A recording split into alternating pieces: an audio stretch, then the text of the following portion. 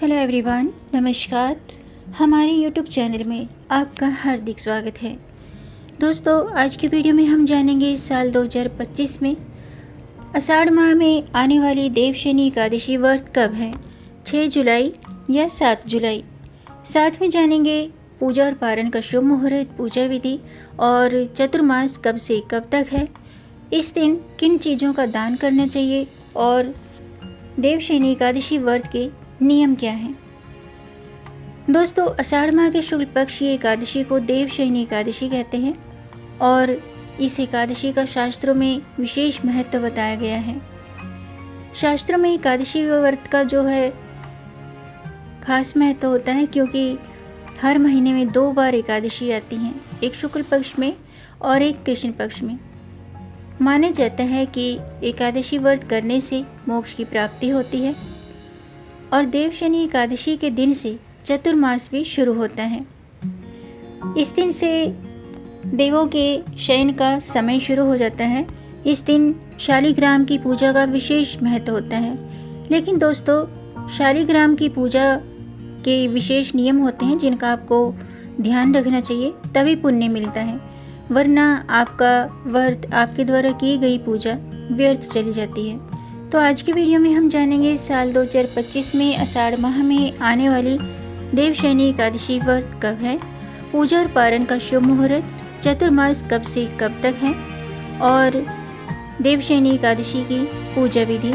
साथ में जानेंगे देवशयनी एकादशी के दिन शालिग्राम की पूजा करते समय आपको किन बातों का ध्यान रखना चाहिए और किन नियमों का पालन करना चाहिए। तो दोस्तों, वीडियो शुरू करने से पहले आपसे एक खास बात, अगर आप इस चैनल पर नए आए हैं और पहली बार आए हैं तो इस चैनल को सब्सक्राइब कर दीजिए और बेल आइकन बटन प्रेस कर दीजिए ताकि आने वाली वीडियो देख सकेंगे आप सबसे पहले।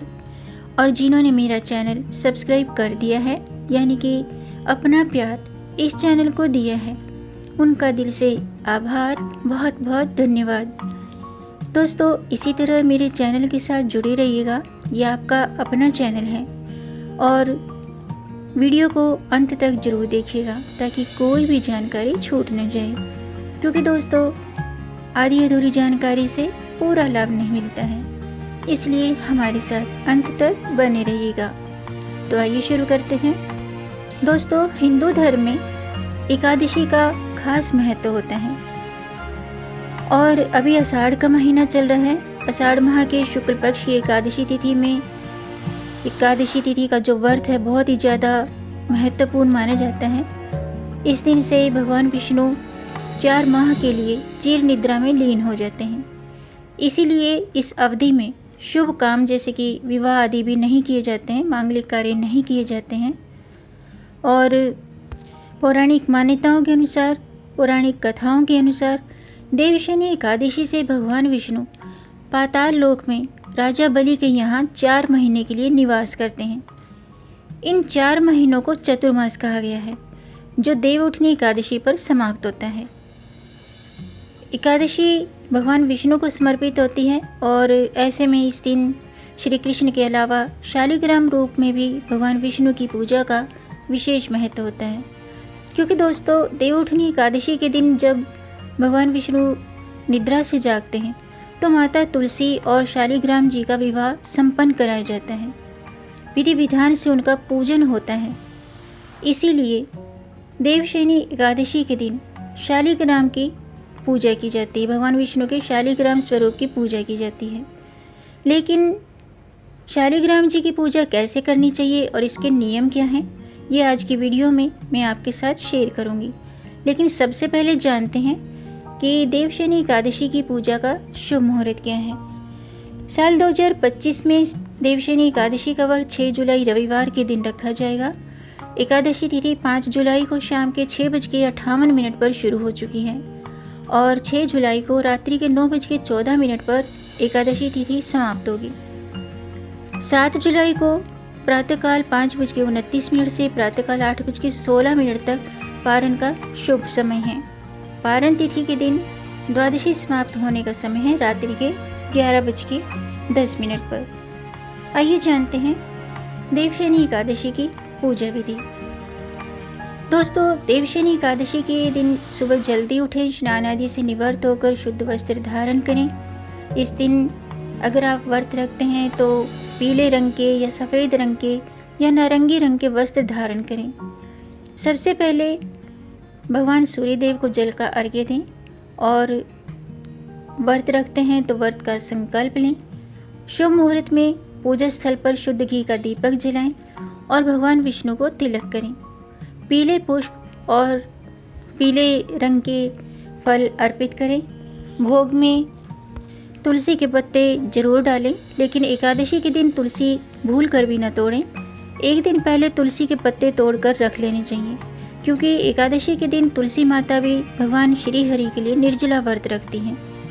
तो इस दिन भगवान विष्णु का षोडशोपचार से पूजन करें। भगवान विष्णु को पीले रंग का भोग, पीले रंग की मिठाई अर्पित करें और भगवान विष्णु के मंत्रों का जाप करें। विष्णु सहस्त्र नाम का पाठ करें और व्रत कथा जरूर पढ़ें या सुनें, तभी आपको व्रत का फल प्राप्त होगा, वरना आपका व्रत अधूरा रह जाता है, खंडित हो जाता है।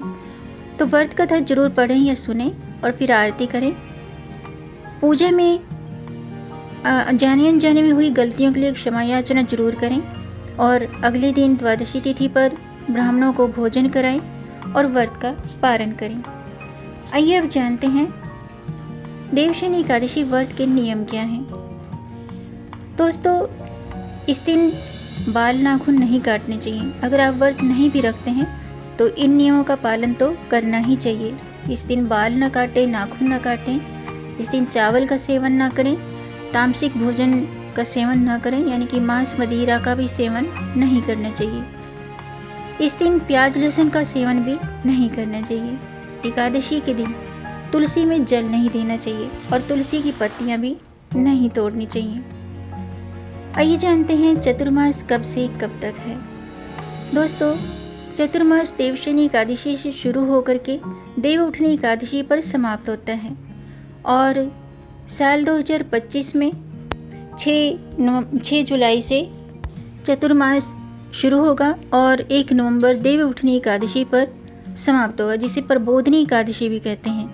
प्रबोधनी एकादशी के साथ ही चतुर्मास समाप्त होगा। इसके बाद सारे मांगलिक कार्य जैसे कि मुंडन, जनेऊ, विवाह, गृह प्रवेश, ये सभी शुरू हो जाएंगे। हिंदू धर्म ग्रंथों में चतुर्मास के दौरान भगवान विष्णु योग निद्रा में चले जाते हैं, यानी कि जगत के पालनहार की अनुपस्थिति का मतलब है कि आपके शुभ कार्य में देवी आशीर्वाद नहीं मिल पाएगा, तो ऐसे में आपका कार्य सफल नहीं हो पाएगा। इसीलिए यानी कि यही कारण है कि इस दौरान कोई भी मांगलिक कार्य नहीं करने चाहिए और किए भी नहीं जाते हैं। चतुर्मास में पूजा और ध्यान करने का विशेष महत्व है। दरअसल देवशयनी एकादशी से देव प्रबोधनी एकादशी तक भगवान विष्णु विश्राम में रहते हैं और शिवजी सृष्टि का संचालन करते हैं। तो ऐसे में इन दिनों में शिवजी और विष्णु जी की पूजा करनी चाहिए और इस दौरान आपको भगवान विष्णु के, भगवान शिव जी के मंत्रों का जाप करना चाहिए। भगवान विष्णु और शिव जी का अभिषेक करना चाहिए। हिंदू धर्म के अनुसार चतुर्मास के दौरान गुरु बृहस्पति या शुक्र, जो कि विवाह और समृद्धि से जुड़े होते हैं, ये प्रतिकूल स्थिति में होते हैं, इसलिए मांगलिक कार्य करने की मनाही होती है। लेकिन इस दौरान विष्णु भगवान जी की पूजा और भगवान शिव की पूजा जरूर करें, पूजा और ध्यान करने का, क्योंकि इस समय विशेष महत्व होता है। आइए जानते हैं देवशयनी एकादशी पर शालिग्राम जी की पूजा कैसे करें। दोस्तों, देवशयनी एकादशी के दिन सूर्योदय से पहले उठकर स्नान करें, सूर्य देव को जल का अर्घ्य दें, फिर भगवान विष्णु के समक्ष व्रत और पूजा का संकल्प लें। पूजा स्थल पर गंगा जल छिड़ककर उसे शुद्ध करें। पूजा की चौकी पर पीले रंग का वस्त्र बिछाएं और शालिग्राम जी को उस पर स्थापित करें। शालिग्राम जी का पंचामृत से अभिषेक करें, फिर शुद्ध जल, गंगा जल अर्पित करें और शालिग्राम जी को पीले वस्त्र पहनाकर उनका चंदन और आभूषणों से श्रृंगार करें। रोली मोली, हल्दी, गुलाल, अबीर, फूल, फल, धूप, दीप, कपूर और नैवेद्य, इन सभी चीज़ों को पूजन में शामिल करें। केला, पंचमेवा, पंजीरी, पंचामृत, इनमें से किसी भी व्यंजन का भोग लगाएं और इसमें तुलसी दल जरूर डालें और ओम नमो नारायणाय इस मंत्र का जाप करें। देवशयनी एकादशी की व्रत कथा पढ़ें या सुनें और आरती के बाद पूजा में हुई गलतियों के लिए क्षमा याचना जरूर करें। इस दिन ब्राह्मणों और ज़रूरतमंदों को दान जरूर दें। अगले दिन व्रत का पारण करें। अब जानते हैं कि शालिग्राम जी का पूजन करते समय आपको किन बातों का ध्यान रखना चाहिए, किन नियमों का पालन करना चाहिए। दोस्तों, शालिग्राम महाराज पर कभी भी अक्षत नहीं चढ़ाने चाहिए। शास्त्रों में इसकी मनाही है, लेकिन अगर आप ऐसा कर रहे हैं तो चावल को हल्दी से पीला रंगने के बाद अर्पित कर सकते हैं। इसके अलावा पूजा में और भगवान विष्णु के शालिग्राम जी के भोग में तुलसी जरूर अर्पित होनी चाहिए। तुलसी के बिना शालिग्राम जी का पूजन अधूरा होता है। जिन घरों में शालिग्राम जी की पूजा होती है वहाँ तामसिक भोजन ग्रहण नहीं करना चाहिए, इससे आपको दोष लगता है। और घर में सिर्फ एक ही शालिग्राम की शिला होनी चाहिए। आइए जानते हैं एकादशी पर शालिग्राम जी की पूजा के लाभ। दोस्तों, देवशयनी एकादशी पर शालिग्राम जी की पूजा का विशेष महत्व है और इनका पूजन करने से विशेष लाभ होते हैं। मनुष्य के सारे रोग संताप नष्ट हो जाते हैं और सुख समृद्धि प्राप्त होती है। घर में अशांति और कलह दूर होती है। कहते हैं जहाँ भगवान शालिग्राम की पूजा होती है वहाँ श्री हरि विष्णु जी के साथ साथ महालक्ष्मी भी निवास करती हैं। तो दोस्तों, आज के लिए बस इतना ही। उम्मीद है आपको ये जानकारी पसंद आई होगी। अगर आपको जानकारी ये वीडियो अच्छा लगा हो तो आप इसे लाइक कर सकते हैं। वीडियो को लाइक करने में पैसे खर्च नहीं होते हैं। आपके लाइक से हमारा मोटिवेशन अप होता है। तो वीडियो को लाइक ज़रूर कीजिएगा और इस जानकारी को आगे बढ़ाकर अपनी फैमिली में, अपने फ्रेंड्स में ज़्यादा से ज़्यादा शेयर कर दीजिए ताकि औरों को भी इससे लाभ प्राप्त हो। और अगर आपका कोई प्रश्न है या कोई सुझाव है तो कमेंट बॉक्स में ज़रूर लिखिएगा और मेरे चैनल को सब्सक्राइब ज़रूर कीजिएगा ताकि आने वाली वीडियो देख सकेंगे आप सबसे पहले। वीडियो को अंत तक देखने के लिए आपका बहुत बहुत धन्यवाद। मिलेंगे नई जानकारी के साथ। तब तक आप खुश रहें, स्वस्थ रहें, अपना ख्याल रखें और अपनों का भी ख्याल रखिएगा। जय श्री हरि, हर हर महादेव।